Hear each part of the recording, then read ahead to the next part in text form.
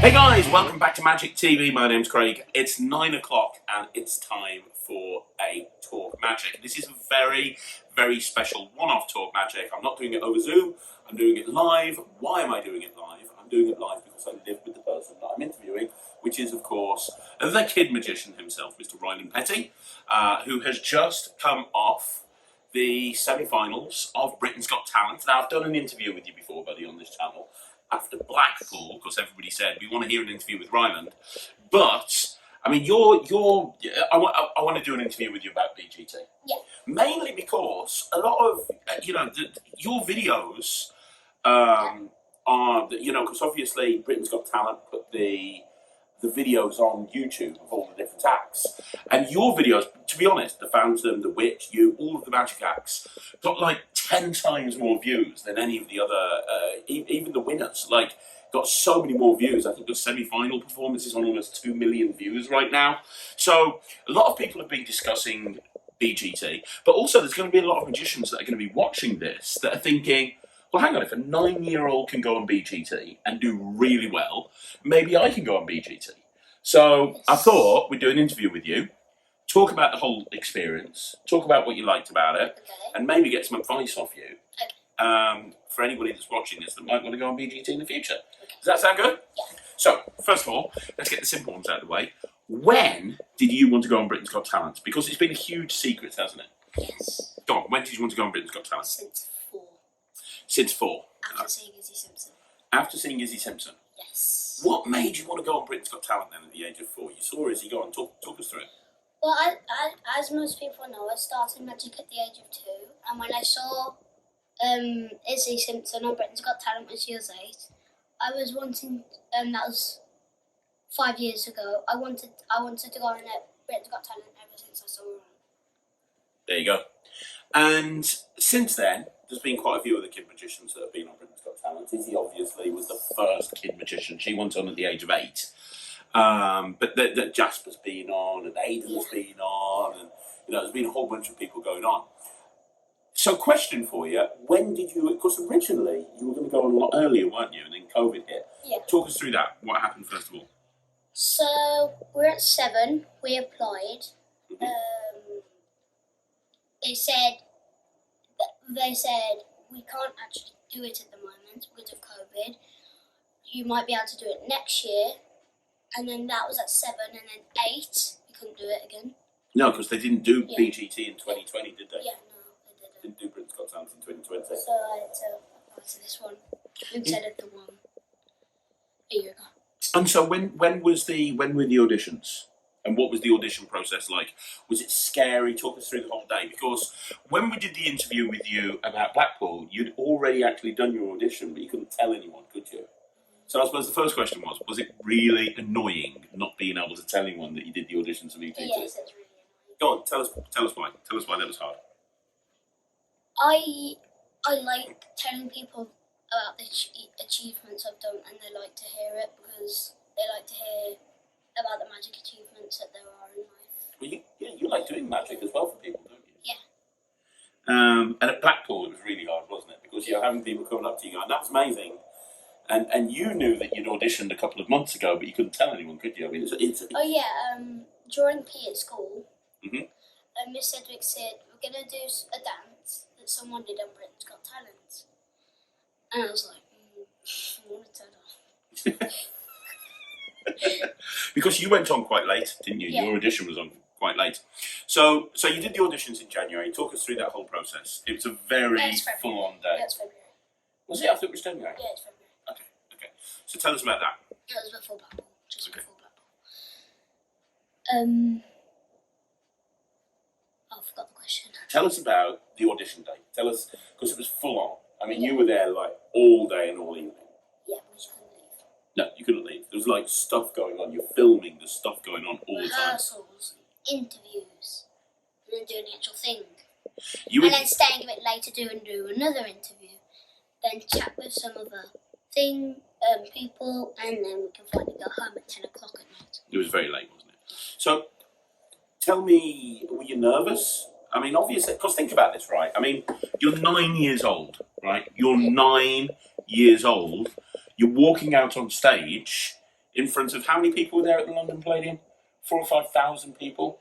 You're walking out on stage in front of 4,000 or 5,000 people to be judged by probably the four most well-known judges in the world, and you're there to walk out on stage in front of 4,000 or 5,000 people to be judged. Were you nervous? Yes. How nervous were you? Very nervous. So why did you want to do it? Why? You're backstage. Because You're just about to get interviewed by Anton Deck, and they're like, "Hey, Ryland, what are you going to be doing for us today?" Off you go then. You're there. You know, any second now, you're going to have to walk out on that big stage. You're nervous. Why? At that point, were you like, "Hang on a minute, I'm going to come to my senses. I'm just gonna go home." Come on, talk me through it. I actually, I was very nervous, and for a second, I didn't actually want to do it. Really? Yeah, for a second. Oh, That okay. was only for the audition, though. Mhm. You weren't like that with the semi-final at all, were you? Okay. So for a second, you didn't want to do it. What made you change your mind? Because the whole time through, me and Mom were saying to you, if you want to do this, that's fine, but it's got to be fun. You don't want to, you know, if at any point you want to not do this, you can just tell us and we'll pull the whole thing immediately. So what made you change your mind? You're there, you're really nervous. What made you you're thinking, oh my God, do I actually want to do this? What made you change your mind? Well, as you know, I had my lucky coin with me. We'll tell everyone about that lucky coin. I know we've mentioned it before on the last interview, but it's worth talking about. Yes. Michael J. Fitch gave me a lucky coin. Because you saw Michael's show in lockdown, didn't you? Yeah, I saw Michael's show in lockdown, so he gave me his lucky coin. And that audition, I was like, it's actually very lucky. Because in at Blackpool, as you know, the first show I didn't have my lucky coin with me. And then we went to go fetch it, and then the second show was amazing. And you had your lucky coin. Yeah. That's very lucky. And you had it in the semi-finals. Yeah. That's why it went so well. It was in rehearsals, everything was going terrible. Well, we'll get to that. We'll get to that in a minute. We're on the auditions right now. So, talk to me about. Can you give anyone advice about dealing with nerves? Because you've done stage shows before, like quite a lot. Like you and I are doing a stage show next week, aren't we? In front of like 600 or 700. In a week and a half, we're doing a stage show in front of like 600 people. You've been on like New Year's Eve. You and I were doing a stage show in front of like.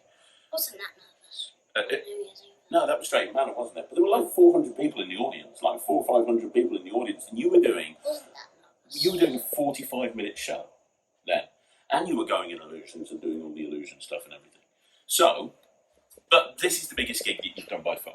This is the biggest stage thing. So, have you got any advice for dealing with nerves? Because you did it. You went out there and you didn't look nervous. And that's something that I've noticed about you. Even though you turn around to me sometimes and go, oh, I was really nervous, I never notice. And I know you really well. Not many people know you as well as me. And I can't even tell that you're nervous. So what's the technique? Do you just like get drunk beforehand? Okay. So what is it? I keep calm and Stop fiddling. practice. I keep calm and practice for my magic, and read a book. Yeah, I've noticed that. You read a lot of books, don't you? Does that calm you down? Yeah. What, does it make you think? Does it make you like forget about the magic for a bit and think about something? Okay. So you'd say reading a book or doing something that takes your mind off what it is that you're going to do, and making sure you know your magic. Like that audition act, you knew it inside out, upside down, back to front. How many times did you rehearse that audition? Say about 2 months. Yeah, like every night. What was it like working with the Young Magicians Club? Yeah, it was very good. Yeah, was it nice having like people on stage with you? Yeah. Yeah. So, like, why was it so good working with the YMC? Why was that something that was like really cool? Because you're not even allowed to be in the Young Magicians Club right now. You're not even 10 years old, and you're there with the members of the YMC. And you got on really well with them. Like, you were backstage with them, like showing each other card tricks. It was a lot of fun. Why was that so good? Nice and loud.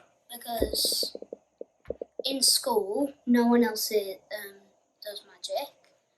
so no one really understands about what I'm talking about when I try to talk about magic. But being with the YMC, I usually get frustrated when no one knows what I'm talking about. So being with the YMC calmed me down a bit as well. That's a really important point, and we've never touched on this before. How like, so you're into magic, but like you're really into magic. Like you know a lot, don't you? I mean, cards, coins, mem stacks. Like you do a lot of magic. You know a lot. You probably know more magic than a lot of people because you're learning 2 tricks every week for the review show, and you're constantly working on new material and everything. Is it really frustrating that because you're too young to be in a magic club?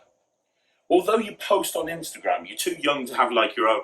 It's under supervision, so it's not like you can go on Facebook and have conversations with other magicians on Facebook about magic on your own or anything like that. You can't go to a magic club. Like, other than me, which is fine, and we talk about magic an awful lot, is it annoying that there's nobody else that you can talk to? Yeah, because they doesn't really understand. Even though Mommy knows how most tricks are done, she doesn't know what I'm talking about sometimes, but you do. I always do, yeah. Is that why you like hanging out with the kid magicians at all the conventions? Yeah. Because you're finally able to like sit down with somebody and talk magic. Have you heard of this trick? Yeah. You get on really well with Harry Piper, don't you? Yeah. Okay. So is he going to be in the session? I don't know if he's going to be at the session, but he's going to be at the London Magic Circle convention that you're going to. So he'll be there.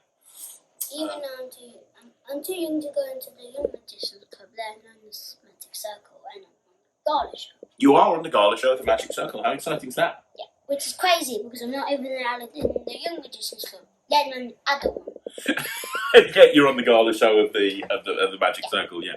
And you're starting to rehearse for that, aren't you? You're putting something really big together for them. Okay, something different to what you've done on BGT. Yeah. Okay, cool. So you did the audition. Did you, like, we saw the reactions from the judges. They loved it. Yeah. Like, you got a standing ovation, didn't you? From the judges and from the audience. Did you know that you were going to go through? Or did you not know?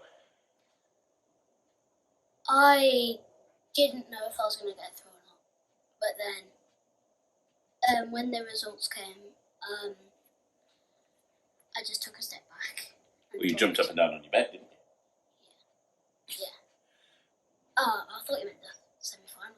No, I'm talking about you. You know, because obviously you did the auditions. We knew like about 3 weeks after we did. It was about 3 or 4 weeks afterwards that we got the phone call saying you were through, wasn't it?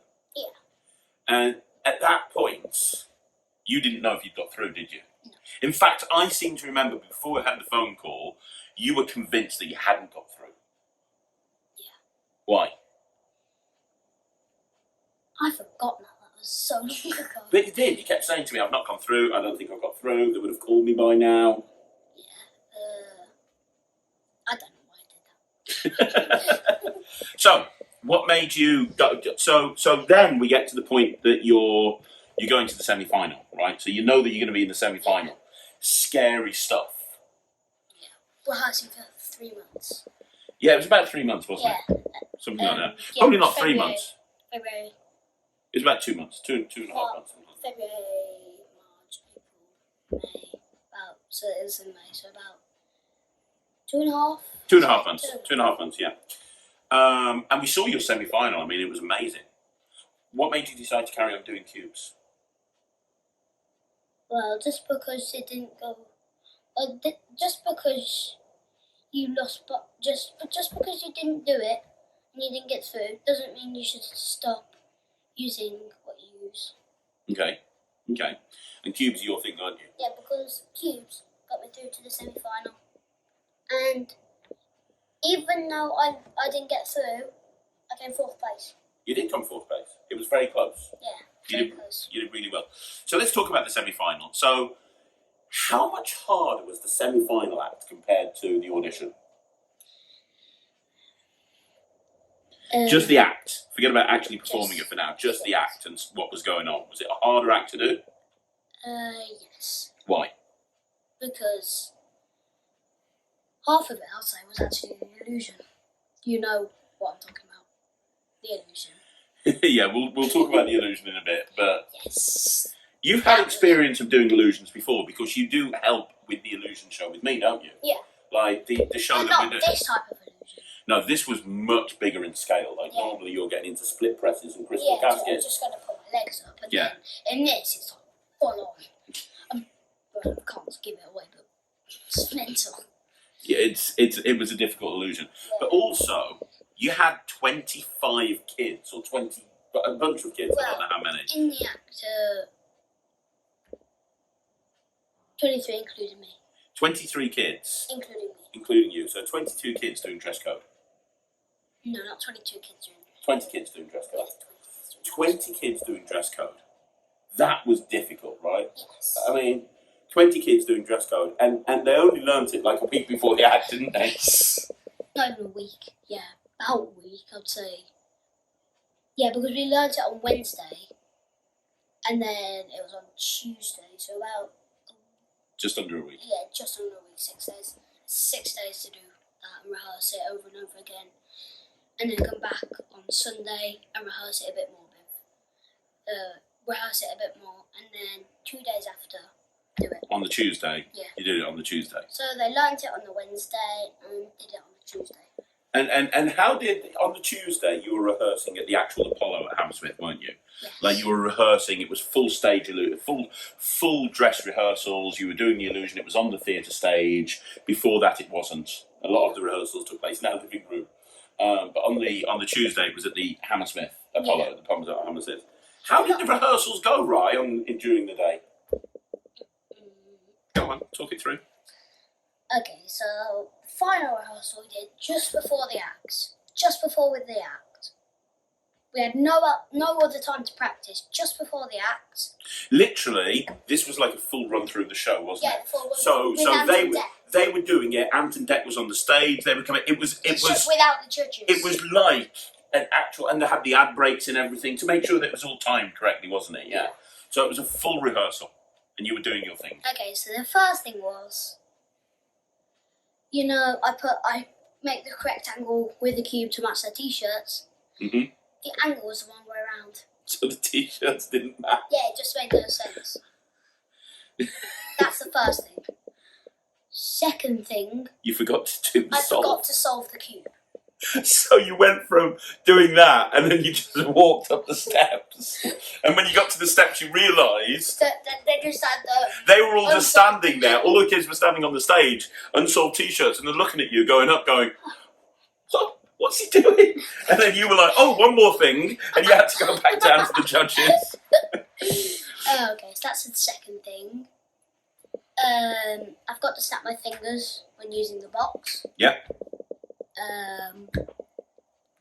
No one could understand you, right? Oh yeah, mumbling. That's one of your biggest faults. One of his biggest problems, isn't it? Yeah. You have to think. Yeah, it's important to know what your issues are, and you have a constant. If you don't think, you do mumble a lot, don't you? Yeah. So you have to seriously think, because I mean, you can't tell when he goes out on stage, but that's because he's psyching himself up beforehand. He's like, right, I cannot mumble. I'm Slapping my face in the safe like this. Don't do that. That's what I do. You know I do. It's weird, is what it is. Okay. Right. Okay. Get Yeah. it into my body. I go. And then there were a few problems with the illusion, weren't there? And then the curtain wouldn't drop. Yeah. So when you did it in rehearsal, and the curtain's meant to drop, and it's this bit, the curtain just didn't drop, did it? It just half dropped, half didn't drop. Yeah, like it was like the curtain's here. You got the whole curtain. It just went. Yeah. Oh yeah, and before that, it didn't drop. It dropped before it was supposed to. It dropped while I was doing Venom Cube, as you know. And then in the live audience. On the actual night, when they saw it? On the actual night, on Tuesday, doing the thing, in front of the audience, with all the judges. No rehearsals, no anything, this is real. There's 50 seconds left. It was the VT that was playing, wasn't it? Yeah, the VT was playing, and there was 50 seconds left of the VT. And Russ accidentally tripped over the thing No, Russ Stevens and Russ Brown were trying to fix the box that wasn't. Yeah, they were trying to fix it because it just wasn't working. Yeah, Russ went to go get something. Yeah. And tripped on the wire. Yeah. And then that made the curtain drop. Because they were both trying to fix the thing because it wasn't dropping. Russ went to get something. The wire's here. He went, and it tripped it, and the curtain fell. And that was like 30 seconds, and then Russ Brown saw the problem. Russ went to grab Russ Brown, and then yeah, and then they were like, "I see the problem," and they got the stuff and they put it, and then it wouldn't go back in place. And then they both think, I didn't realise you realised any of that. Like, I thought you were like down in the audience. Were you watching, going, "Oh my god"? Yeah, I saw Russ trip it over, and by accident, obviously, because he went to get something, and then I saw, "I got the problem. Get this." Scissors or whatever, scissors and string. He went to go get it, and then he came back, he put it in, and it wouldn't connect, and he's like, it was literally like 5 seconds left, and I was like, done it, everyone get off. But nobody realised at home. Nobody realised in the audience, luckily. It was a WT. So we'll talk about how the semi-final went in a second, but as you brought him up, how awesome is Ross Stevens? He's amazing. Hey, you're mumbling again. Amazing. Huh? Amazing. Why is he amazing? Because I agree. Man, I did not realise how much Russ Stevens does until I worked with him over the whole of this BGT experience. Man. It's hard. His job is hard at BGT. He's got to control all four. I don't know how many there are, but there's a bunch of them. Magic. No, not. Well, he's in charge of all of the magic on the show. Except no, all of them. He's got all of them. Yeah, all of them. He's got an input with all of them. You just didn't see him working with a lot of them. He's got an input with everybody. I know he's got matrix. Yeah, he's working with all of them. I didn't know we had the guy who got the gold medal. Yeah, he's working with all of them in one capacity or another. But like the amount of stress that he must have. Like you say, you're nervous. But he, the example you just gave of like trying to set that prop up, like I was just there going, oh my god, oh my god, oh my god. I crumbled into a puddle of water at that point, just like I don't know what to do. And he was just like, him and Ross Brown were just like. Mum was at the back of the theatre, just sort of, and she's like, no, please not when you're supposed to. Please not when you're supposed to. And Russ Stevens and Ross Brown were just like, they just kept it all together.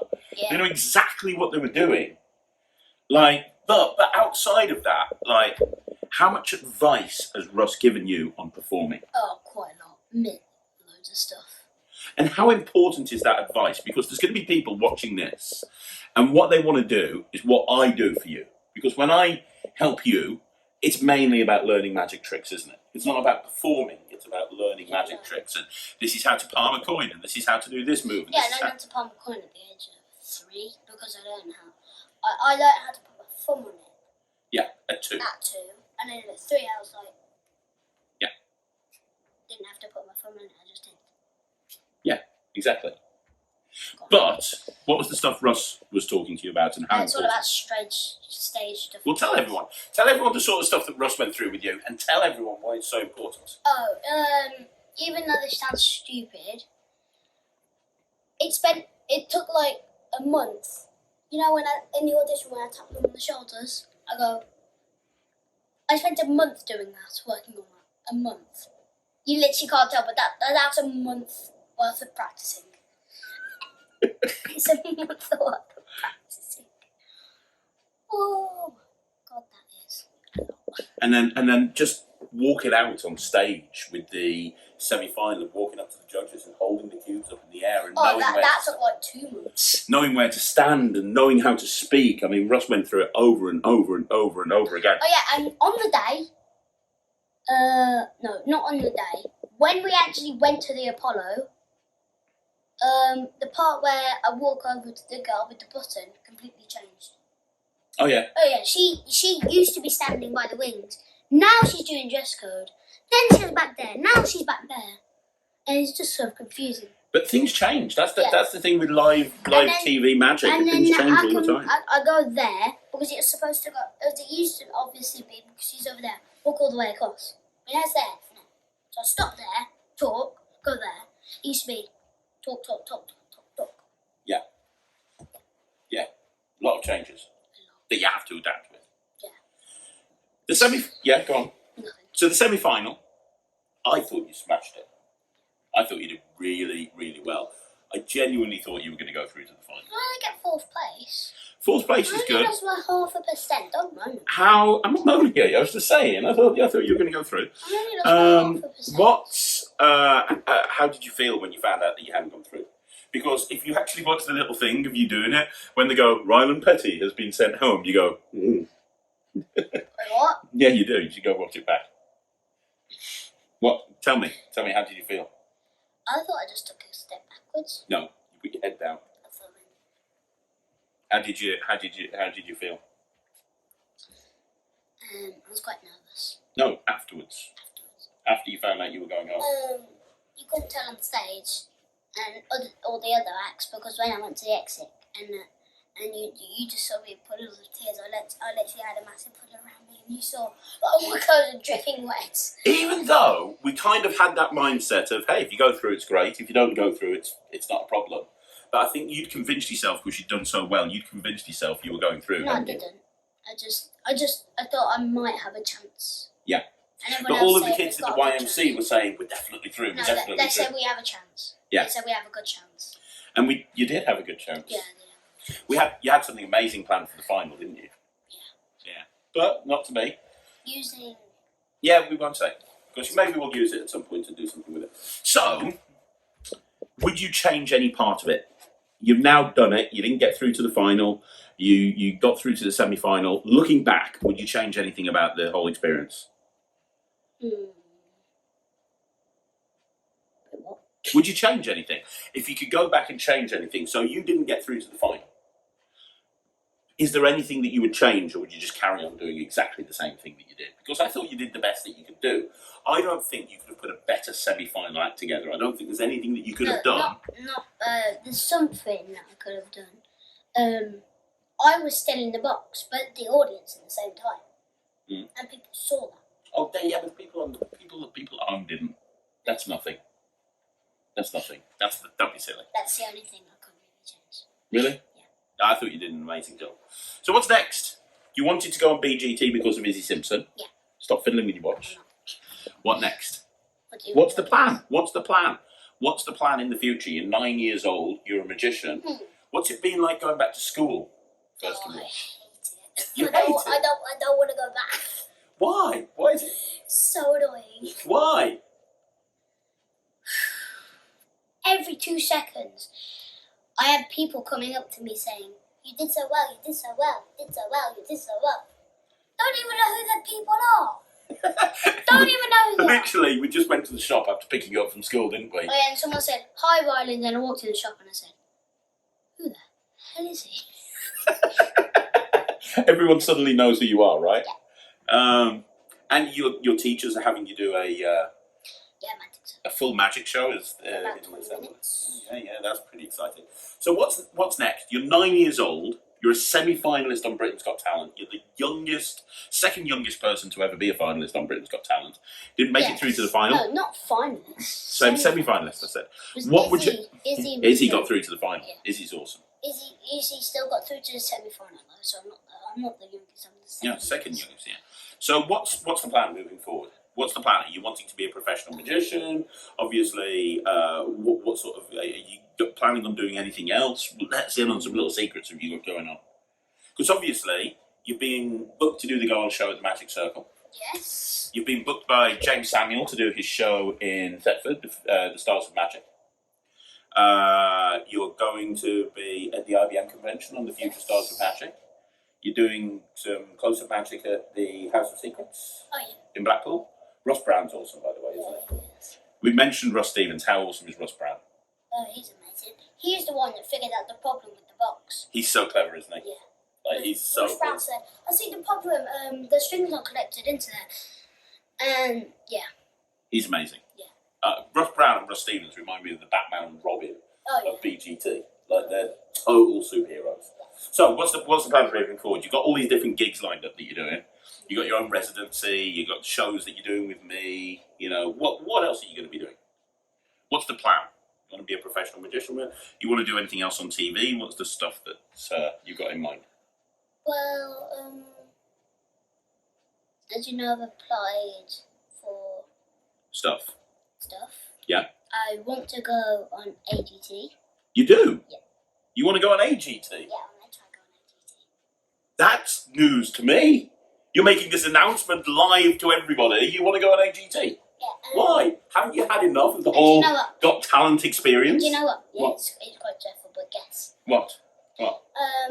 Mommy's, Mommy monitors my Instagram account. Mummy monitors your Instagram account, yes. Yeah. Which is blown up, by the way. Yes. Do you know what she said? What? She said ADT are actually asking me to apply.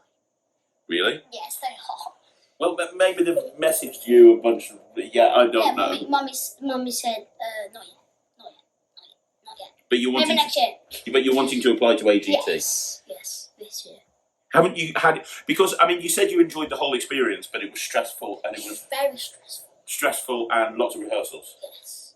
Because you actually will sit there practicing magic for hours and practicing new tricks for hours. Yeah. But when you have to learn a script, you hate doing it over and over. And doing it over and over again.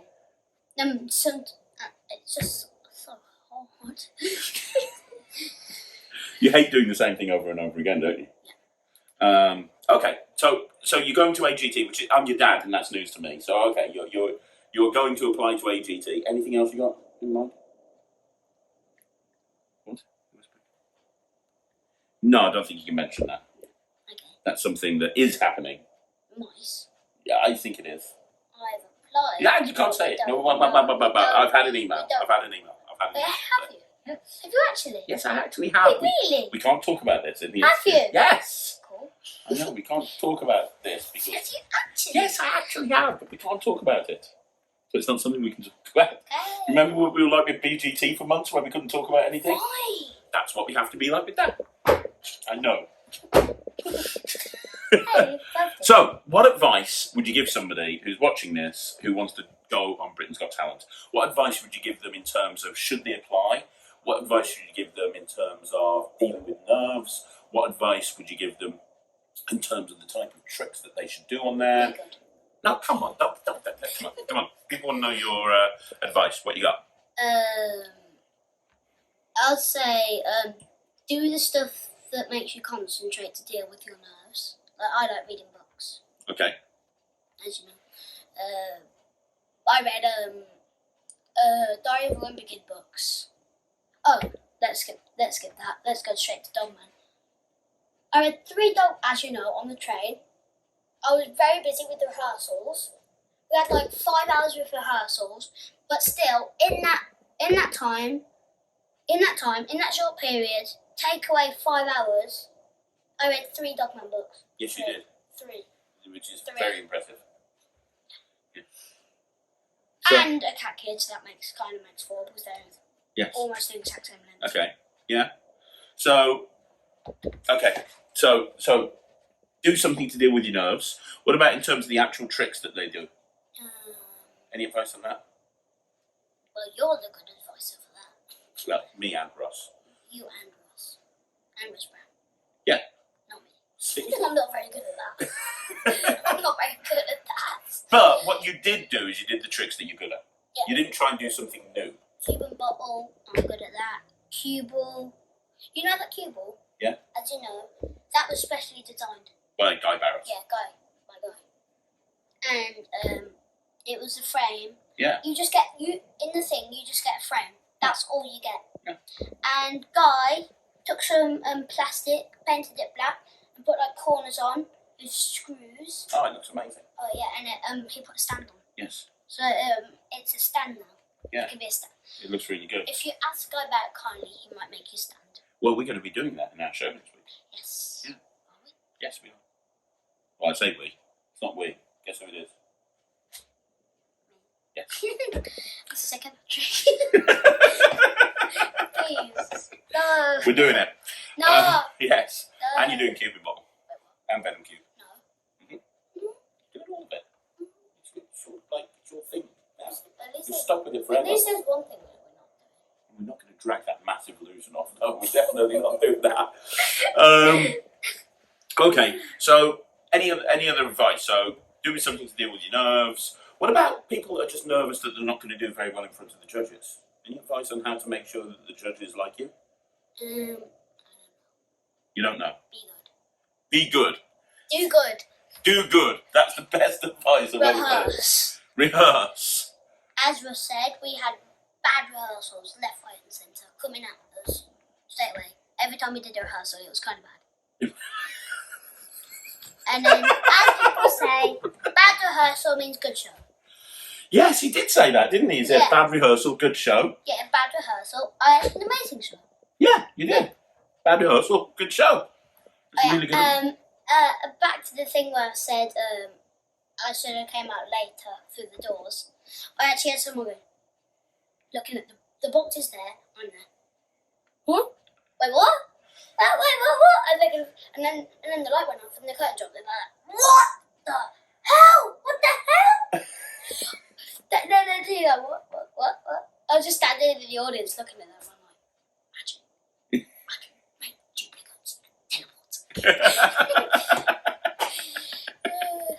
That's funny. So, who have you got to thank? This is your opportunity to thank a few people. You can start with Ross Stevens and Russ Brown. You and Russ and Guy. How about the YMC? Big thank you to the YMC. You? I didn't do much. He did. Not me?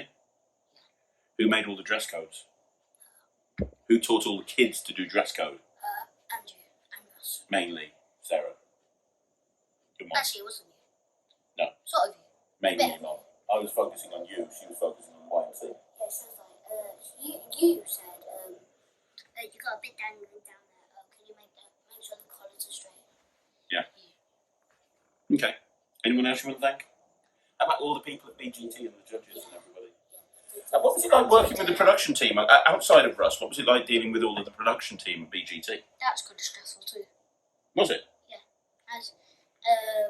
Because I had them telling me like do this, and was like no, don't do that, and they're like no. When you speak to someone, go to him, and he's like no, stay where you are. It's going to confuse you. And that is actually why I forgot to solve the cube because I was getting confused. Yeah. Which is why Russ said just do what you've been told to do. Yeah. And the producer said when the smoke goes off behind you when you've teleported, that's your signal to go. And Russ is like, no, it's not your signal to go. You wait 8 seconds and wave. Yeah. But the team themselves were really good. Like Frosty, you really got on well with. Oh yeah, Frosty's amazing. And all of the hair and makeup people. Oh yeah. You had makeup on. You had makeup on. While you were doing your semi-final, you had makeup on. It's not my fault I had chicken pox. Well, that's the other thing. Tell that story just before we go. Wah. Ryland caught chicken pox just before the 2 weeks semi-final. before? No, not 2 weeks actually. Yeah, It wasn't even 2 weeks. It was a week and 5 days. Yeah. It was a week and 5 days just before the semi-final. I'm like, what am I going to do? Luckily, they all crusted over literally the day before we had to go to London. Yeah, they all the scabs started coming off the day before. But he was worried that you weren't going to be able to do it at one point, weren't you? Yeah, I thought I wasn't going to be able to do it. You were actually in tears, weren't you? You were like... I'm not going to be able to do it. But you did. Don't be upset. So, are you too big for the review show now? Are you still going to be doing the review show? Oh, I've got a seat. You've got a seat. Oh, now I've got you a seat. You're going to carry on doing the review show. It's a black little box and 4 cushions. Well, it's a seat. It's a seat. You've got a seat. It's a start. It's a start. Oh, it's a start. What are you wanting to put on your rider, like a little bowl of green M&Ms or something? Wait, what? I don't know. What? Wait, do it over here. Hang on, pause.